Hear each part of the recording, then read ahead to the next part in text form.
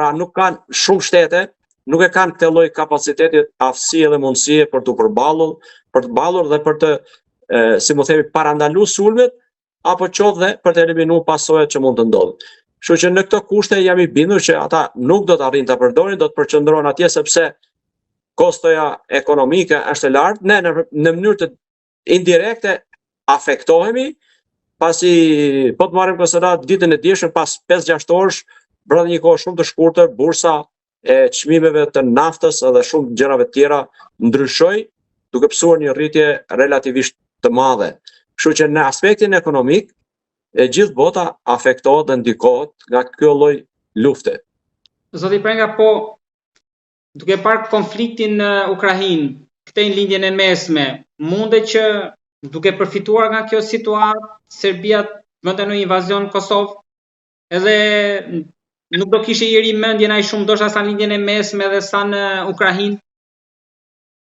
Po, kjo është pjesa negative e një konflikti të madh, sepse hiqet vëmendja nga konfliktet rajonale që ato që janë edhe ato të tjera që mund të ndodhin. Asnjëri nuk mund të jap garanci në pikat më të dobta që ndodhen në Ballkan, janë Bosnia Hercegovina 1 dhe veriu i Kosovës 2. Të dyja këto janë pikat të dobta ku konflikti mundet në çdo çast të shpërthejë. Natyrisht duke marrë dorën e shtrirë të Rusisë në Ballkan që është Serbia, por kjo duhet parë në aspektin strategjik që Evropa përgjithsisht ka vepruar si një makinë e vjetruar dhe shumë e ngadalë, me masat konkrete që duhet të marrë, dhe ajo u kthy ke pjesa e sigurisë vetëm atëherë kur presidenti i Shtetit Bashkuar të Amerikës për herë të dytë që erdhi në shtëpinë ovale, në zyrën ovale, Trumpi ju imponua NATO-s dhe gjitha vendeve antare që nëse doni siguri ju duhet paguni, pra të rrisni koston për buxhetin e mbrojtjes. Dhe realisht asnjë vend akoma nuk është në nivelin e kërkuar të përgatitjes për të siguruar mbrojtje individuale të tërësisë territoriale të shtetit të vet. Kjo pjesë i përket dhe është një barë përgjegjësie e madhe edhe për shtetin shqiptar dhe strukturat e veta, ku duhet të marrin masa se pavarësisht se ne jemi prej 16 vitesh antar të Aleancës Atlantikut Veriut NATO, përsëri nuk do të jetë e mundur që kjo aleancë të veprojë në shumë drejtime dhe në mënyrë të shpejtë të menjëhershme. Dhe për të përgjigjur këtyre situatave që ju pyetët në lidhje me një konflikt të mundshëm që mund të hapet, qoftë veriun e Kosovës apo në Bosnjë Hercegovinë, këtë është përgjegjësi e vetë shteteve dhe duhet të marrin masa e ta vlerësojnë situatën si kritike për të mund t'ju përgjigjur në një rast të mundshëm që asnjëri nuk mund të jap garanci që nuk mund ndodh. Zoti Prenga, kam një pyetje të fundit, kjo ndoshta mund të ishte e para, por konfliktet edhe situata na ka çuar të merremi me Ukrainën edhe Rusinë dhe lindjen e mesme, por në rast të marrim skenarin më të keq për situatën tonë brenda që nuk do të ishte NATO, nuk do të përgjigjet NATO. Ne sa mund të rezistojmë një konflikti, sa ditë, sa orë, ose sa mundësi kemi mobilizim? Kjo relativisht është e vështirë. Strukturat e para dhe që kanë detyrim kushtetues për të reaguar në mënyrë të menjëhershme janë strukturat aktive të forcave të armatosura dhe strukturat e tjera që shteti shqiptar i ka dhe përgjigjen për çështjen e sigurisë kombëtare. Por natyrisht kjo është një situatë me disa skenar që janë bërë këta skenar, se në bazë të këtyre skenarëve ka dalë dhe është botuar e miratuar në kuvend strategjia e sigurisë kombëtare e në vazhdim të saj strategjia ushtarake dhe të gjitha planet afatgjatë të zhvillimit dhe të veprimit në raste të tilla. Ka disa skenar të cilët janë marrë në konsiderat para se sa kjo si thur strategjia e sigurisë kombëtare është miratuar në parlament dhe ka dalë nga parlamenti për të përkthyer në plane afatgjate veprimit tek forcat e armatosura. A jemi ne dhe a kemi mundësi, unë do ta ndaja në dy pjesë. Për sa i përket trupës ushtarake, është e mirë trajnuar dhe e mirë përgatitur, por nuk mjafton kjo,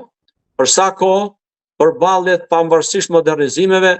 shkojnë edhe në raporte forcash, por në raporte edhe armatimi që do të përdoret në të tre komponentët siç janë komponenti toksor, komponenti detar dhe komponenti ajror. Për të thënë e për të qenë të ndërgjegjshëm se përmirësimi i gabimit fillon kur ti e njeh të metën që ke, do thosha që ne nuk jemi në nivelin e kërkuar dhe të dëshiruar për të siguruar tërësinë territoriale toksore të vendit tonë pa ndihmën dhe mbështetjen e Aleancës Atlantikut të Veriut. Sepse kjo ka të bëjë edhe jo vetëm me trupën aktive, por ka të bëjë edhe me komponentet e tjera siç janë struktura rezerviste dhe popullata, qytetarët e mobilizuar, sepse Izraeli filloi luftën, por mobilizoi më njëherë komponentin rezervist, kështu që ne elementet e komponentit rezervist kemi një kohë gjatë që ka thjesht dhe vetëm një vendim Këshillit të Ministrave, por akoma nuk është përkthyer në struktura që ato të jenë nga dëshmëri për të përgjigjur dhe përfshi dhe forcën detare dhe forcën ajrore. Ne nuk kemi një flotë të aeroplanëve që si kemi fare. Ne kemi vetëm thjesht helikopter